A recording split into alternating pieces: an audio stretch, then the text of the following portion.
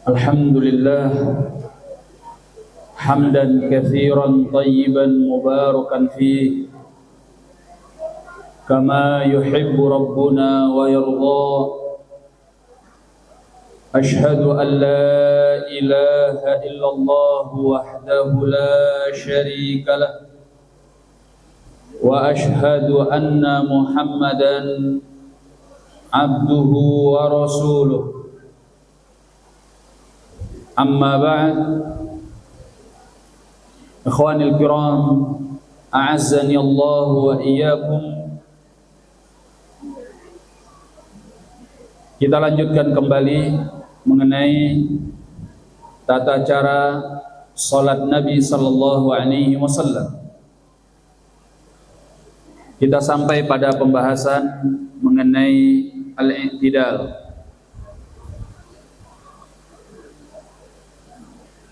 Al-i'tidal di antara yang diperselisihkan di kalangan para ulama mengenai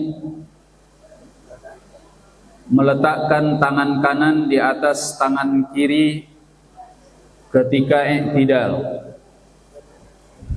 ketika berdiri bangkit dari ruku'.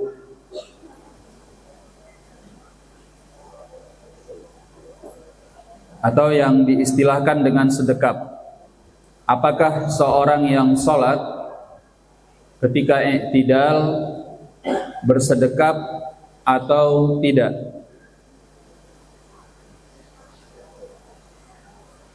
Menurut mayoritas para ulama,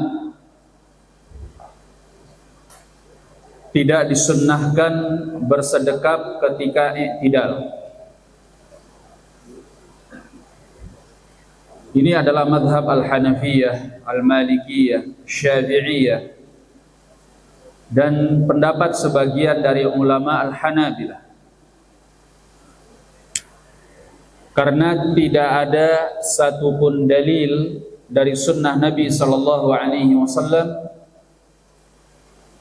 yang menyebutkan bahwa Nabi bersedekap ketika i'tidal.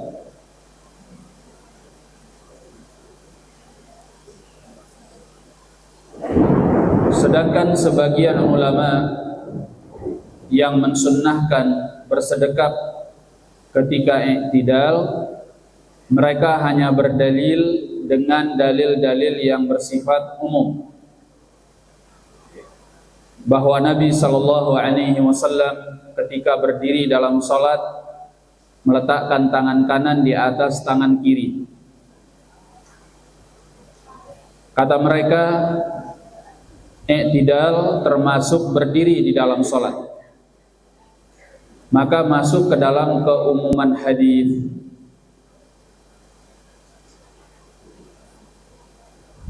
Namun ini pendapat yang lemah, karena secara spesifik tidak ada dalil khusus dari perbuatan Nabi sallallahu alaihi wasallam. Sementara masalah salat adalah masalah ibadah yang harus ada contohnya dari Nabi alaihi salatu wassalam. Maka yang kuat adalah madhabul jumhur, bahwa seorang yang dalam posisi i'tidal tidak bersedekap. Kemudian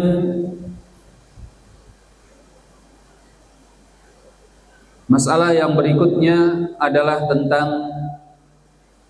turun kepada sujud.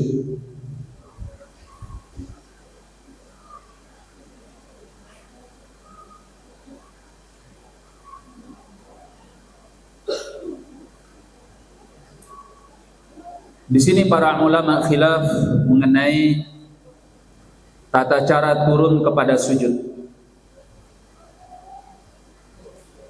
Ini tidak kita sebutkan di dalam tulisan ringkasan salat, namun kita tambahkan bahwasanya orang yang turun dari i'tidal kepada sujud, apakah yang didahulukan adalah kedua tangannya atau kedua lututnya.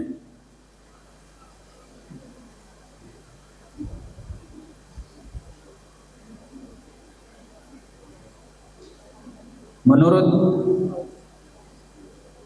madhab al-jumhur, mayoritas ulama, bahwa disunnahkan orang yang turun kepada sujud meletakkan kedua lutut sebelum kedua tangan.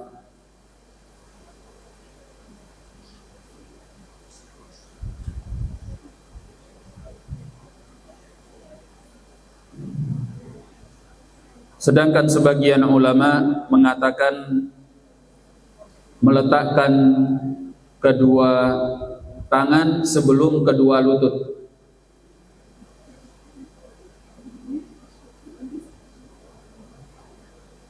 Dan ini yang dikuatkan oleh Syekh Muhammad Nasiruddin Al-Albani rahimahullah.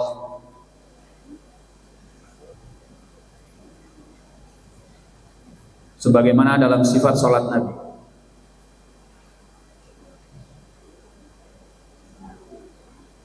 Namun yang paling dekat, wallahu a'lam bissawab, bahwa dalam hal ini seorang yang turun kepada sujud boleh pilih apakah dia mengedepankan kedua lututnya sebelum kedua tangannya atau sebaliknya, mengedepankan kedua tangan sebelum kedua lutut. Karena tidak ada dalil yang sahih dalam permasalahan ini. Datang sebagian riwayat, ada yang menyebutkan mendahulukan kedua lutut sebelum kedua tangan, ada yang mendahulukan kedua tangan sebelum kedua lutut. Namun tidak ada yang sahih yang bisa dijadikan hujjah.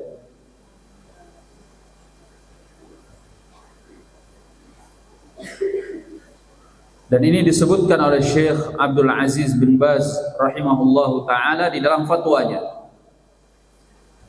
Walaupun beliau katakan bahwa mengambil madhabul jumhur lebih baik, karena dari sisi keringanan, kelemahan riwayatnya masih mendingan riwayat yang menyebutkan turun dengan kedua lutut sebelum kedua tangan.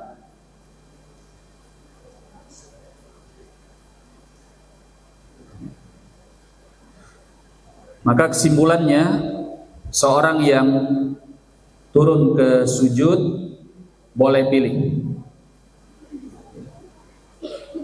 mau kedua lutut terlebih dahulu boleh, mau kedua tangan juga boleh, bebas. Dan ini juga yang dikuatkan oleh guru kami, Syekhuna Muhaddithul Yaman Muqbil bin Hadi Al-Wadi'i rahimahullah ta'ala. Kemudian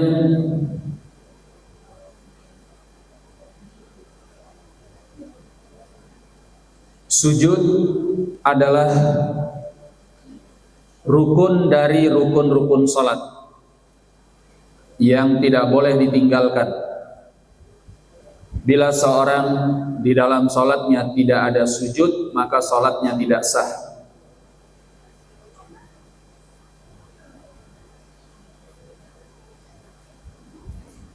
Dan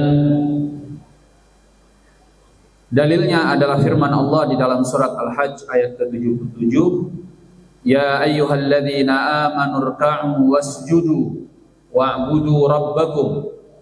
Wahai orang-orang yang beriman, rukuklah kalian dan sujudlah dan beribadahlah kepada Tuhan kalian.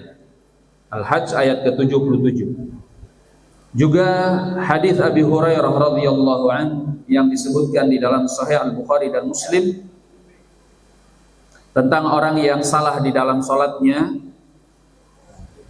Nabi memerintahkan dia untuk mengulang salatnya bahkan sebanyak 3 kali. Lalu Nabi mengajarkan kepadanya untuk sholat yang benar diantaranya adalah dengan ruku dan sujud secara tumakninah. Dan sepakat para ulama bahwa sujud adalah rukun dari rukun-rukun sholat. Berapa kali kita sujud pada setiap rakaatnya? Sebanyak 2 kali. Seperti yang tadi disebutkan di dalam hadis Abi Hurairah radhiyallahu an di dalam Sahih Al-Bukhari dan Muslim. Dan ini juga disepakati oleh para ulama. Kemudian kita sujud diajarkan di dalam sunnah sujud di atas 7 anggota badan. Dan ini hukumnya adalah wajib. Wajib sujud di atas 7 anggota badan.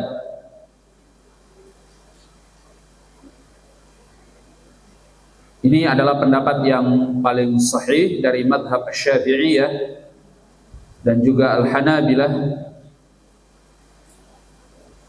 yang dikuatkan oleh Syekh Abdul Aziz bin Baz dan Syekh Muhammad bin Saleh Al-Utsaimin rahimahullahu ta'ala wa rahimal jami', bahwa wajib sujud di atas 7 anggota badan. Datang di dalam hadis Ibn Abbas radhiyallahu ta'ala anhuma di dalam Sahih Al-Bukhari dan Muslim. Ibnu Abbas mengatakan, bersabda Rasulullah sallallahu alaihi wasallam, umirtu an asjuda ala sab'ati a'zum. Aku diperintahkan untuk sujud di atas 7 tulang. Alal jabhah, sujud di atas dahi 1. Wa asyara biyadihi ila anfi, dan beliau memberi isyarat dengan tangannya kepada hidungnya. Nah, wabil yadain wa alal yadain, dan atas kedua tangan, wa alal rukbatain, dan atas kedua lutut. Sudah berapa? Kok 4? Sudah 5.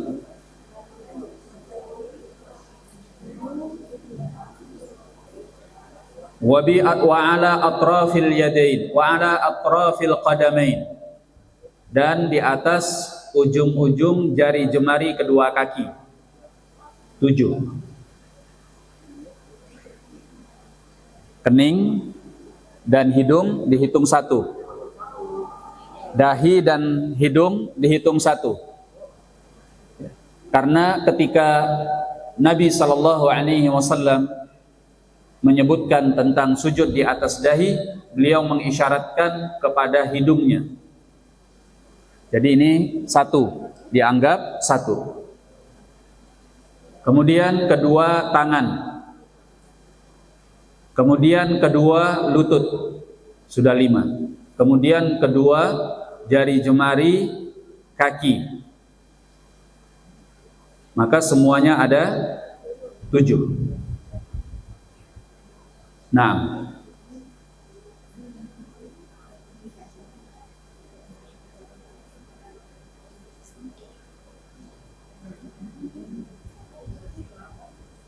ini adalah hal yang wajib untuk melakukan sujud di atas 7 dari anggota badan, kecuali apabila orang tersebut cacat, hilang salah satu dari anggota badannya yang 7. Misalnya tangannya ada sebelah atau kakinya cuma sebelah. Yang pasti dia tidak mungkin tanpa kepala, karena nggak bisa sujud. Kemudian pembahasan yang berikutnya tentang tata cara sujud.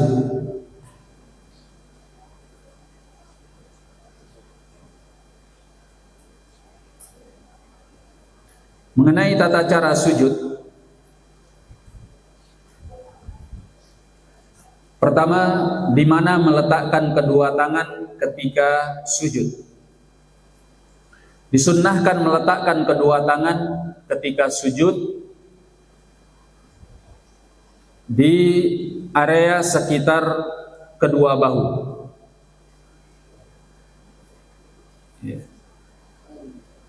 atau di area sekitar kedua telinga.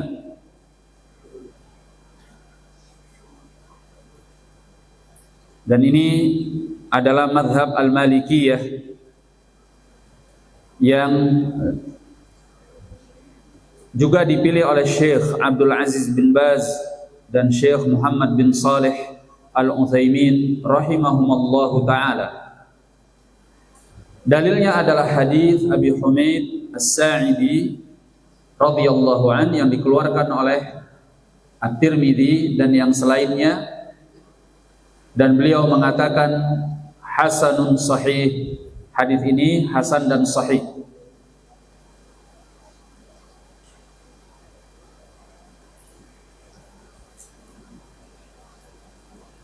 Nah,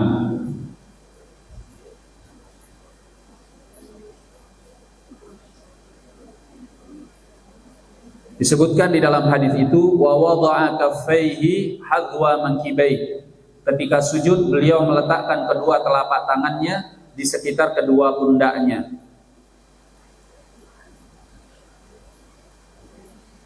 Kemudian di dalam hadis Wa'il bin Hujur radhiyallahu an di dalam Sahih Muslim disebutkan bahwa Nabi sallallahu alaihi wasallam tatkala sujud meletakkan kedua telapak tangannya di sekitar kedua telinganya.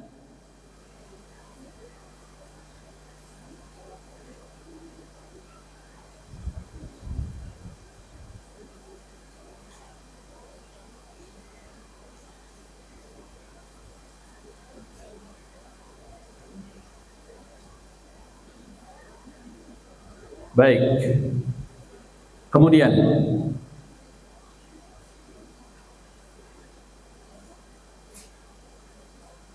bagi orang yang sujud juga disunnahkan untuk mengangkat kedua sikunya dari lantai atau dari tanah. Lengan bagian bawahnya beserta sikunya harus diangkat dari tanah atau dari lantai dan tidak menempelkannya. Dan makruh hukumnya menempelkan kedua lengan bawah di lantai atau di tanah ketika sujud. Ini dengan kesepakatan mazhab yang empat, mazhab Al-Hanafiyah, Al-Malikiyah, Syafi'iyah, dan Al-Hanabilah. Di dalam hadis dari hadis Anas bin Malik radhiyallahu an di dalam Sahih Al-Bukhari dan Muslim, Nabi mengatakan i'tadilu fis sujud, luruslah ketika sujud, wala yabsutu ahadukum dhira'aihi in bisatal kalb, dan janganlah salah seorang di antara kalian ketika sujud membentangkan kedua lengan bawahnya seperti anjing yang sedang duduk.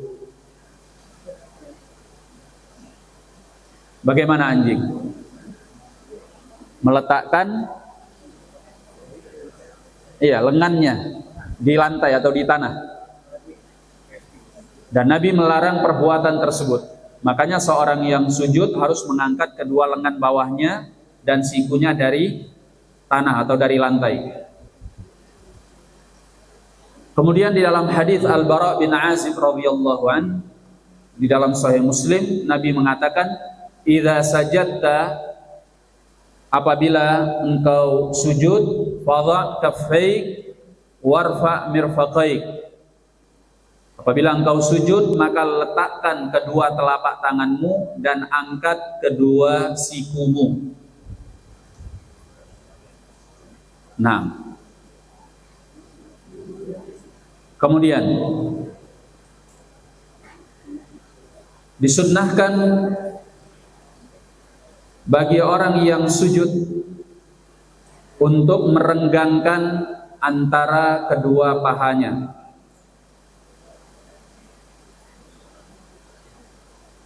Merenggangkan kedua pahanya dan mengangkat perutnya dari kedua paha tersebut.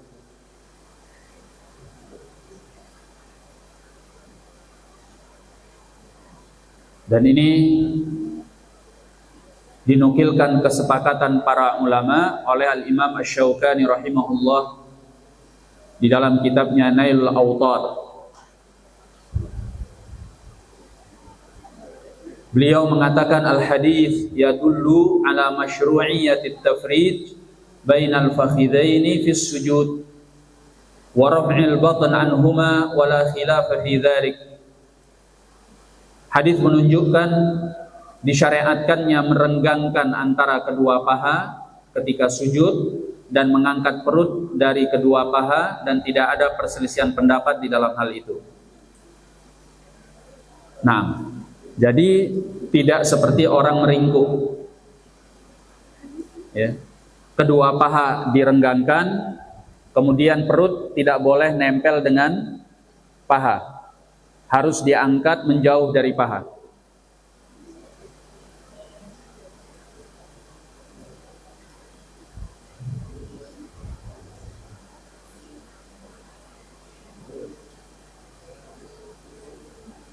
Kemudian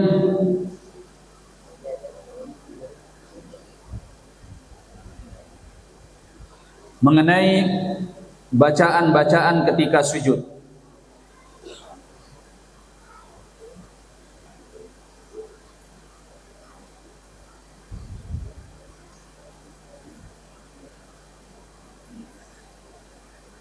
Atau sebelum itu kita bahas mengenai disunnahkan di dalam sujud seorang yang sujud menghadapkan jari jemari kedua kakinya ke arah kiblat.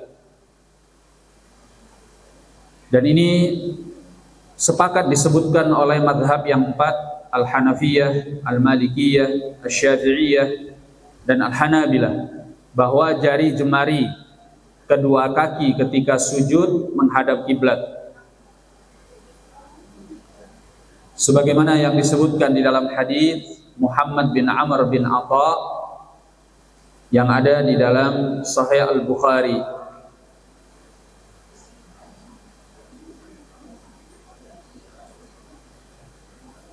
Berkata Al-Imam An-Nawawi di dalam kitabnya Al-Majmu', as-sunnah ayyan siba qadamai. Ketika sujud disunnahkan dia menegakkan kedua telapak kakinya. Ya.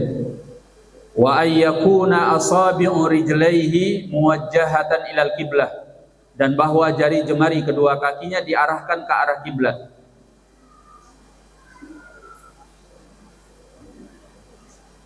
Ini beliau sebutkan di dalam kitabnya Al-Majmu'.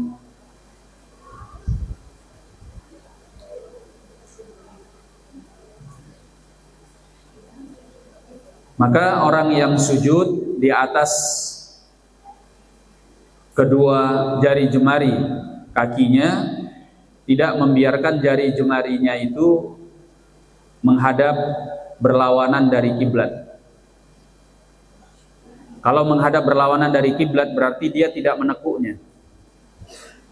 Kalau diarahkan ke kiblat memang harus ditekuk jari jemarinya, dan dia bertelekan dengan perut dari kakinya, perut kaki. Begini bentuknya. Jadi jari jemarinya itu menghadap ke arah kiblat.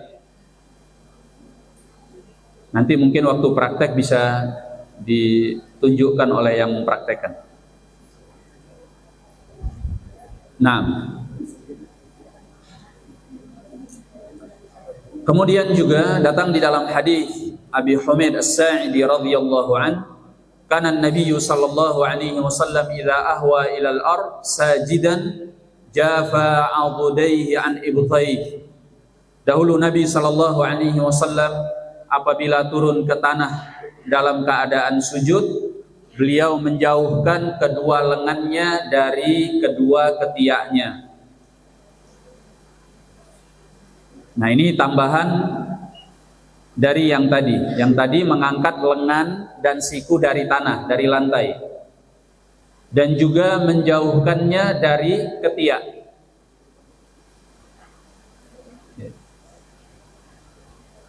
Wa fataha asabi'a rijlaihi, dan beliau membuka, yakni merenggangkan jari jemari kedua kakinya.